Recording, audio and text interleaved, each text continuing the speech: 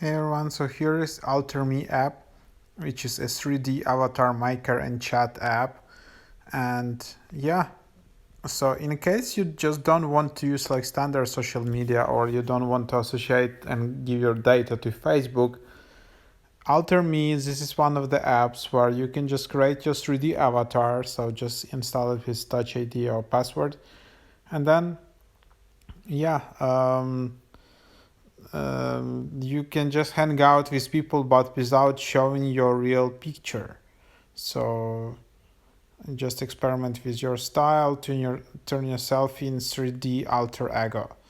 So there are a lot of apps like similar to that, for example Zipato or It's Me or Replica. So yeah, you can even have like a virtual girlfriend, all of that. I think this trend is becoming even bigger.